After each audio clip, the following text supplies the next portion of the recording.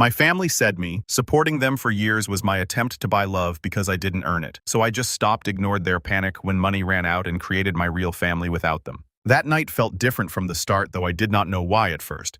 It was my niece Emma's graduation party thrown together last minute at my brother's place. Plastic folding tables, cheap banners taped to the wall, and a grill that kept setting off the smoke alarm. The kind of party that looks thrown together by people who only love the idea of celebrating someone, not the person themselves. But I showed up, like I always do. I had driven an hour and a half, brought a framed quote from Maya Angelou that I had spent extra money to get custom made, and tucked 2 crisp $100 bills into a card I wrote by hand. I do that. Still write cards, still mean what I say. Maybe that is my curse. No one looked up when I walked in. My brother gave me a one-armed hug with a hot dog in his other hand. His wife did not even pretend to smile. And the rest of them, the cousins, the grandkids, my parents in their recliners, were too wrapped up in their own little circles to notice the one woman who has funded half their problems. I have helped pay for 2 semesters of community college for a niece who flunked out before midterms, paid the down payment on Brandon's second car, sent emergency rent money to my brother 3 times in 1 year when he could not catch a break. Bought groceries for my parents when the fridge was empty, and I never once held it over their heads. Not once. I used to think they saw me as, that night made it clear. I was not dependable. I was disposable, useful, until I was not. Brandon was already drunk when I arrived, but by the time the sun went down, he was full-blown loud, stumbling, slurring, laughing like a cartoon villain at his own dumb jokes. He stood up in the middle of the room, a beer bottle swinging in his hand, and said he wanted to give a toast. I should have known better. She buys love because she cannot earn it. I did not even know he was talking about me until I saw their faces. And then, they are not polite chuckles, not nervous glances, full laughter. My brother howled like it was comedy night. My parents laughed too. My parents. Emma covered her mouth but did not stop. And the worst part, not one person said a thing to stop him. I did not say a word. I did not need to. I set my plate down, walked past the half-dead potted plant near the door, picked up my purse and left. Just like that. The cold air outside felt cleaner than the fake warmth in that house. I drove home in silence, did not cry, did not get angry, just sat there thinking about every time I had said yes when I should have said nothing at all. Every dollar I gave.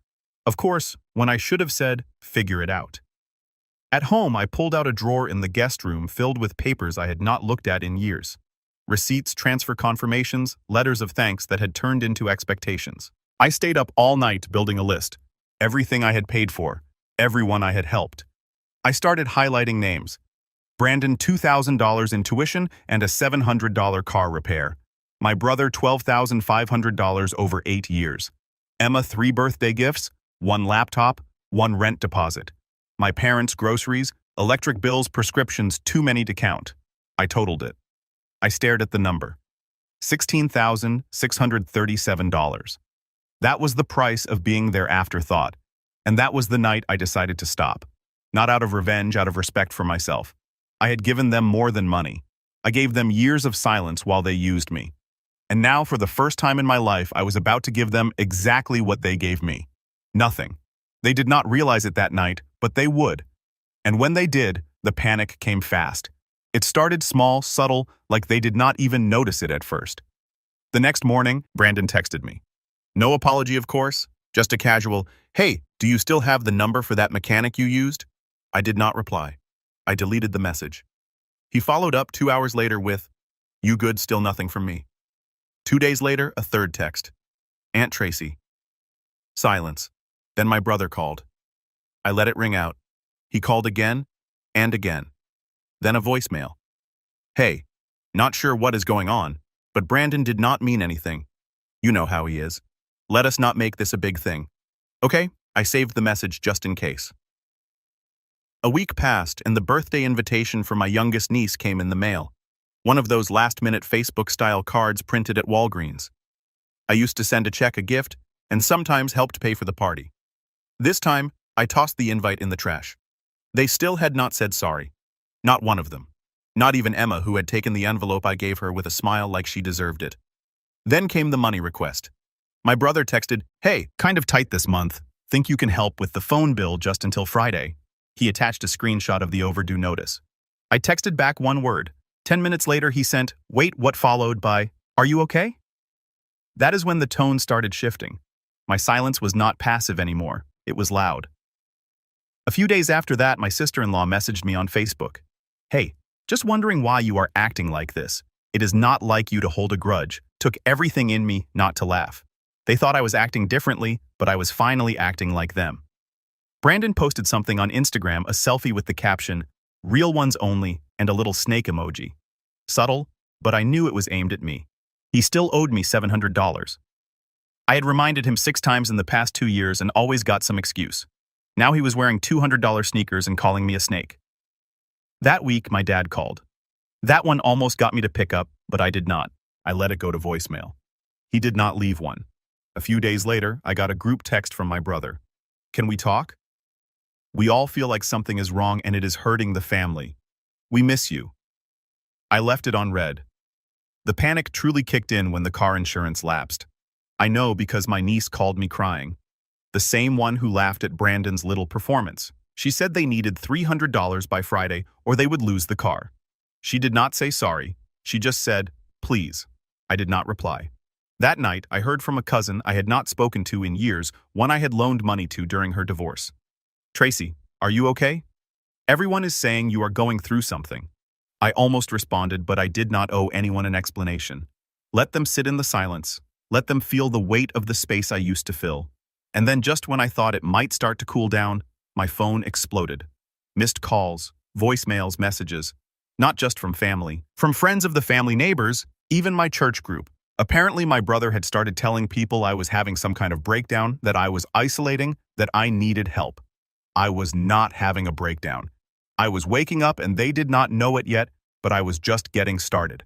I did not send the list out of anger. I sent it for clarity, a mirror. Let them see themselves. I printed each one neatly. No dramatic fonts, no angry notes, just their names, dates, and exact amounts I had given them over the years with totals at the bottom. I included interest, not because I expected to get paid back. I never would. It was to show them how far from supportive family they had drifted, how transactional it all had been. For Brandon, I included a copy of the bank transfer where I paid for his court fines, plus the check I wrote for his laptop that magically disappeared a week later. For Emma, I included the laptop receipt and the custom jewelry she once cried over, a gift she later sold online. I mailed them all out the same day. No note, no explanation, just the numbers. I did not hear anything for 3 days. Then the storm hit. First came my brother. He called me 17 times in one day, left 5 voicemails. He was livid. Said I was embarrassing the family, airing private things, and that I looked crazy. What he did not know was that I sent a copy to my parents too. My mother left me a voicemail saying she was shocked and did not remember asking for help that many times. My father did not call, but I know he saw it. Because the next day I got a letter in the mail, handwritten, 3 pages, rambling between guilt and denial. At the end, he asked me not to cut them off. Too late. I had already pulled my name off my parents' utility account. They had never bothered changing it when I started paying it. Just let me cover it like it was my responsibility. Emma tried the guilt approach, sent me a long text about how she was just a kid and did not know what Brandon would say. Said she did not laugh at me, just laughed because she was nervous. Asked if I could forgive her, then added almost like she forgot why she was reaching out. Also, did you see my Venmo? I am short on rent. I did not reply. The silence became my boundary, said everything. Then something happened that I did not expect. A cousin I had not spoken to in over 5 years, Monica, called me. She did not ask for money. She just said she got the letter and she had not realized how much I had been doing for everyone. She said she was sorry, not the fake kind, the kind you do not expect. She said she understood if I wanted distance, but she hoped I was okay. I did not know what to say to that. Then another surprise. A woman from the church I had not seen in months asked if I would be interested in joining their mentorship program for teens in foster care. She said they needed women with patience and stability, and that she thought of me. That stuck with me for days, longer than all the voicemails and texts from my family combined. While they were scrambling to fill the void I left, I realized something. I was ready to stop giving to people who only took. I wanted to give to someone who might actually need me. Someone who would not laugh at me in a room full of people who fed off my kindness. That is when I made the decision. I was going to adopt. Not because I was lonely, but because I still had love to give. And I refused to let it rot in a place where it was never appreciated. I did not walk into the adoption center with a plan. I walked in with curiosity, and maybe for the first time in a long time, with hope. It was not one of those clean, Instagram-worthy places. It was cramped, buzzing with outdated fluorescent lights and the soft echo of too many voices, but it felt honest. There were no fake smiles, just real kids and tired workers doing their best. I told the coordinator, Melanie, that I was not interested in a baby. I was not looking to start from scratch. I wanted kids who were older ones most people did not pick first. She smiled, not in a sweet way, more like she was surprised I meant it. She introduced me to David and Layla. David was 10, Layla was 8, siblings, had been in and out of 3 different foster homes. My parents overdosed 2 years ago. Nobody in the family stepped up. Their case file read like a crime novel, except it was not fiction. They were quiet at first, sat across from me at the table, glancing at each other. I asked them if they liked puzzles. They shrugged. I said I hated puzzles. That got a tiny smile out of David. Layla asked if I liked dogs. I said I did not know, never had one. She said she hoped we could get one if I became their mom. I did not expect to feel anything right away, but I did. Not some magical connection. It was subtler than that, like the feeling of walking into a room that is messy but full of light. We met a few more times, always at the center, always supervised. Then one afternoon, Melanie asked if I wanted to take them for a weekend visit. It was fast, almost too fast, but I said yes. That weekend changed everything. Saturday morning, David asked if he could explore the garage. I let him. I heard tools clinking around for hours. Meanwhile, Layla followed me into the kitchen and started helping peel potatoes like she had been doing it forever. Sunday morning, I found David in the living room with something in his hands. It was a photo of my husband. It was not out in the open. It had been in a locked drawer in my desk. "How did you get that?" I asked. He shrugged. Said he picked the lock with a bobby pin he found in the garage like it was normal. I did not know whether to be impressed or disturbed. Then he said something that stopped me cold. "He looks kind. I think he would have liked us." There was no agenda, no manipulation, just a boy who lost too much saying what he felt. That afternoon, I called Melanie and told her I wanted to start the paperwork. I was not naive. I knew this would be complicated. I was not rich. I was not young. But for the first time, I felt like I was not just filling someone else's hole. I was building something of my own. That night, while cleaning up, I found Layla's notebook on the couch.